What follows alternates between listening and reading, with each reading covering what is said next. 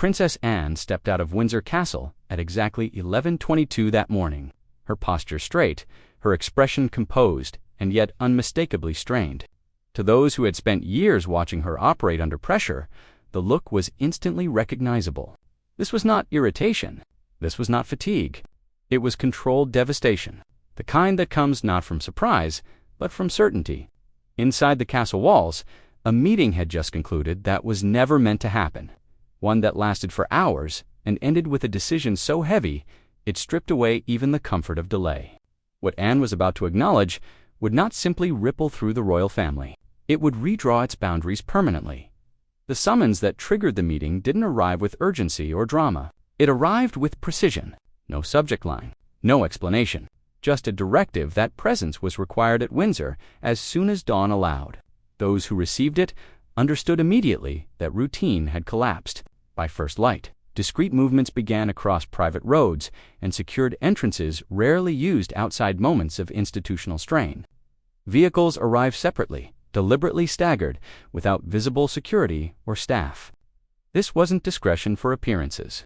It was discretion for control, the kind used when the usual systems can no longer absorb what's coming. Princess Anne entered the meeting room first. No folders, no notes, no phone. She didn't need briefings. She needed alignment.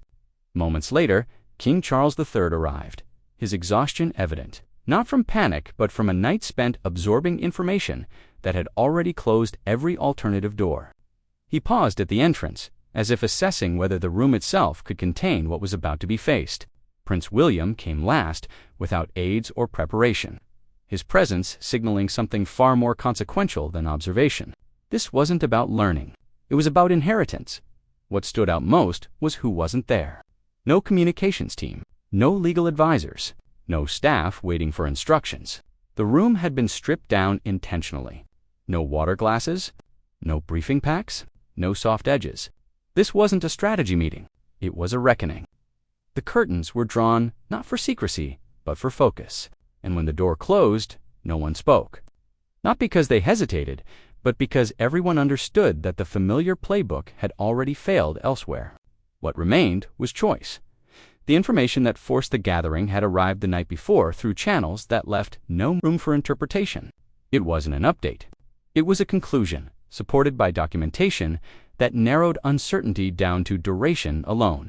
When Charles finally broke the silence, he didn't ask what should be done. He asked something far more revealing. He wanted to know whether silence was still possible, not advisable, not preferable. Anne responded first, calmly but decisively, stating that silence had begun causing damage. What once passed for discretion had quietly become distortion. The longer the truth remained withheld, the more credibility leaked away. William listened closely, not to the emotion in the room, but to its trajectory. He understood that whatever decision emerged wouldn't exist in isolation. It would define how the monarchy handled truth when it could no longer be shaped. As details were reviewed, one reality became unavoidable. This was not a situation that would resolve itself. It wasn't containable. The longer the family waited, the more narrative control shifted outward. Anne didn't soften this point. History, she reminded them, rarely judged institutions for facing tragedy. It judged them for evasion. At that moment, something shifted. The discussion stopped being about response and became about responsibility. William's posture changed subtly. This was no longer theoretical preparation for some distant future. The future had stepped forward without asking permission. By the time the conversation reached its natural end, the room wasn't searching for solutions anymore. It was confronting identity. The final unresolved question wasn't whether acknowledgement would come, but who could deliver it without illusion or defense. No one said her name. They didn't need to. The room turned to Warden instinctively. She waited before speaking, letting the silence recalibrate the space. Then she dismantled the last remaining illusion. The family, she said plainly, had exhausted the usefulness of management. This moment had crossed into moral territory, and moral territory didn't respond to strategy. There were only two paths left. Speak with clarity and restraint, or allow the truth to arrive fragmented, shaped by others with less information and fewer constraints. Time, she emphasized, was no longer neutral. It was actively eroding trust. Charles offered no resistance. He recognized that caution had reached its limit. When Anne turned to William, she spoke not as instruction, but inclusion. The institution could survive loss, she told him. What it couldn't survive was the impression that it avoided truth when truth became inconvenient. That residue lingered longer than any headline. The reframing was complete. This was no longer about comfort. It was about corrosion. When the question of who would speak was raised, Anne didn't volunteer immediately. She allowed the answer to become inevitable. Her credibility wasn't built on warmth or spectacle. It was built on reliability. When she agreed, it came with conditions. The statement would be factual. No conjecture. No emotional framing. No promises of updates. Tragedy didn't need embellishment to be understood. William acknowledged this with a single nod. The meeting ended without relief, only resolve. The confirmation itself didn't arrive as a dramatic revelation. It arrived as an endpoint. Medical assessments that once allowed optimism had converged. What remained uncertain was no longer outcome, but time. Anne insisted on reviewing the full progression from the beginning. Ambiguity, she knew, became liability the moment it left the room. As the timeline was restated, earlier decisions once framed as caution now read as postponement. Hope had been carrying weight. It was never meant to bear alone. This wasn't private grief. It touched continuity, responsibility, and expectation. Charles acknowledged that discretion had once felt compassionate. Anne reframed it with quiet firmness. Discretion had crossed into distortion. Waiting longer would only deepen the damage. The family wasn't protecting anyone anymore. They were amplifying the harm of delay. By the time Anne spoke publicly, the statement was spare and unadorned. No euphemisms. No reassurance. She confirmed the seriousness without dramatization and made clear that silence no longer served anyone. The absence of comforting language wasn't coldness. It was honesty, and that restraint recalibrated everything. The reaction was immediate. Shock gave way quickly to respect. By refusing to guide emotion, Anne allowed the facts to stand on their own. Inside the family, the shift was palpable. Anticipation gave way to consequence. William sat in silence afterward, understanding that the distance between preparation and responsibility had narrowed permanently. What followed wasn't resolution. It was adaptation. Schedules shifted quietly. Roles leaned forward. No spectacle. No counterbalancing gestures. The monarchy didn't perform resilience. It practiced it. Princess Anne said nothing more. She didn't need to. Truth, once stated plainly, didn't require maintenance. In the end, the moment wasn't defined by what was acknowledged, but by how. The institution chose clarity over comfort, credibility over control. That choice didn't make the future easier, but it made it unmistakably clear. And in moments of irreversible change, clarity is its own form of strength. After the statement, there was no return to routine and no attempt to pretend otherwise. The idea that the monarchy could simply absorb the moment and resume its familiar rhythm dissolved almost immediately. What had been acknowledged publicly didn't create instability, but it did remove illusion. Inside the household, silence took on a different character. Not the tense avoidance that had existed before, but a quieter, more deliberate stillness. Conversations became purposeful. Decisions that might once have been postponed were addressed directly. Time was no longer treated as a buffer. It had become a boundary. For Princess Anne, the aftermath was not about visibility or reassurance. It was about stewardship. Having spoken once, she withdrew with intention. There would be no clarifications, no interviews, no secondary messaging designed to soften reaction. Her belief was firm and unyielding. Truth, once delivered plainly, did not need to be repeated. Repetition invited reinterpretation, and reinterpretation diluted credibility. Silence now served honesty rather than concealment. Within the institution, that restraint was immediately understood. There were no surprise appearances designed to project continuity. No symbolic gestures meant to counterbalance the weight of what had been said.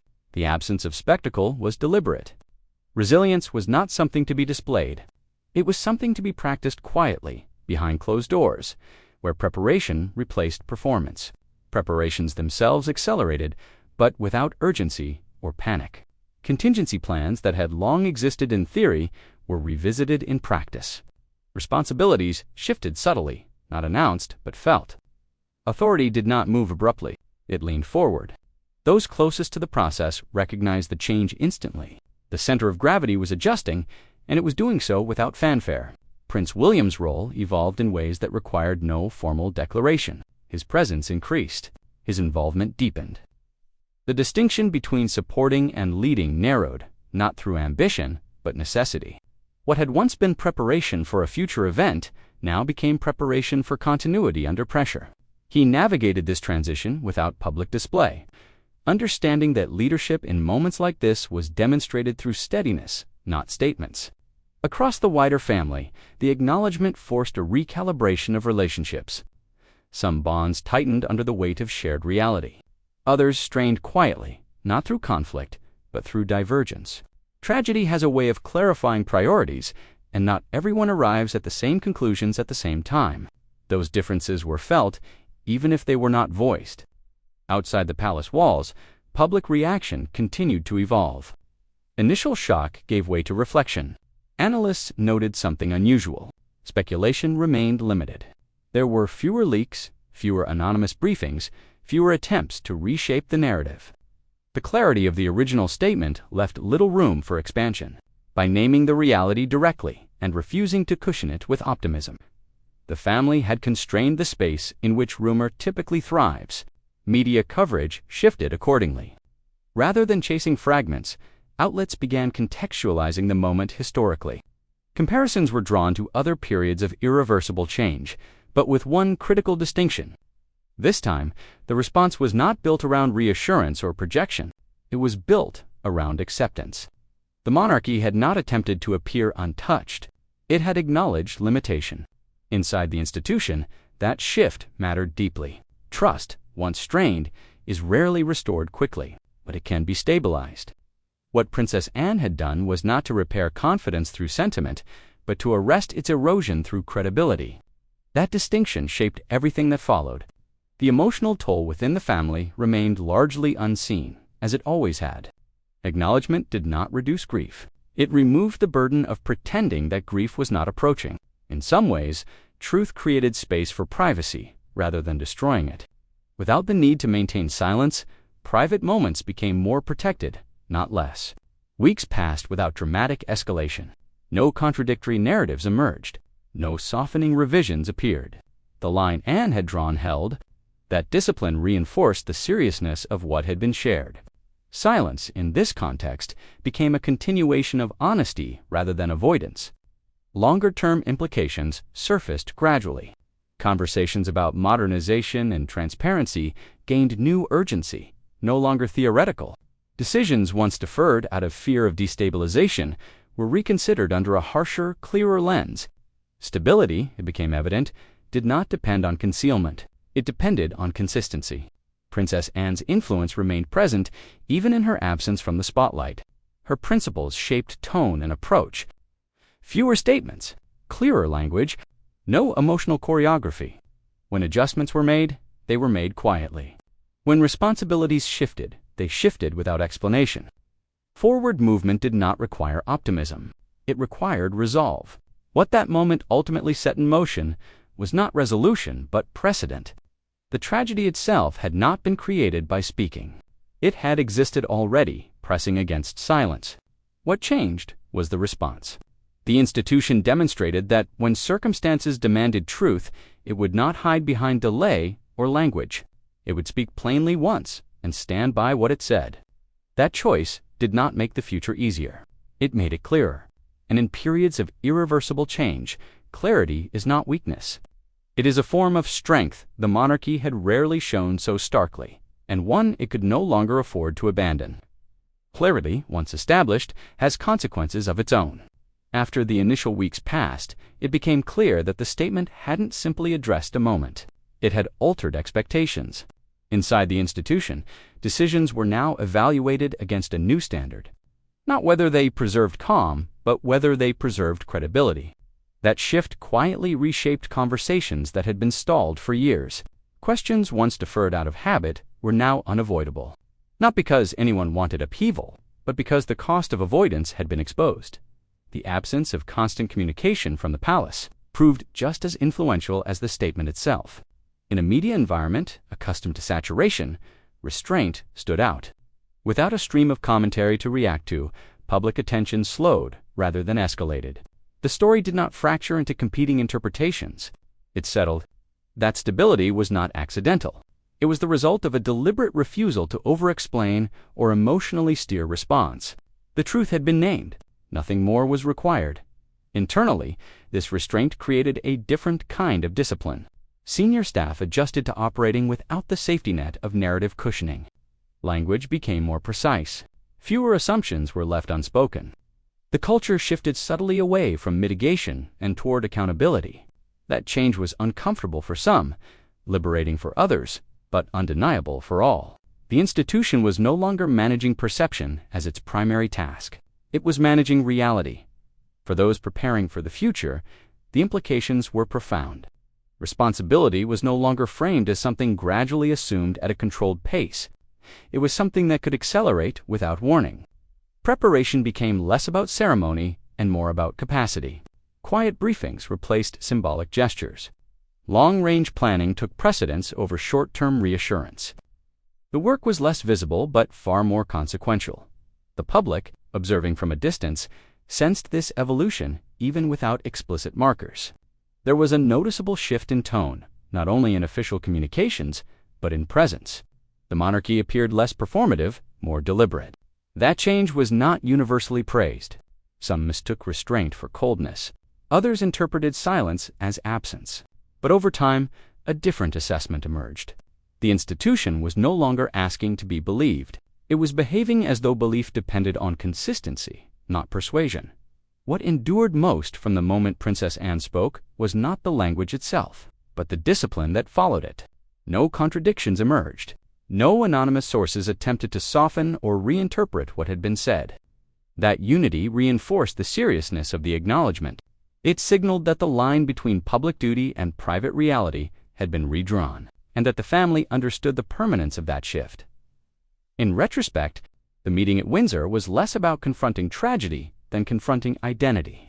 The monarchy had reached a point where its traditional tools were no longer sufficient. The choice it faced was not between disclosure and concealment, but between erosion and integrity. By choosing clarity, it accepted vulnerability in exchange for credibility. That trade-off reshaped its relationship with the public in ways that could not be undone. The tragedy itself remained unresolved. Its weight carried quietly behind closed doors. No statement could change that.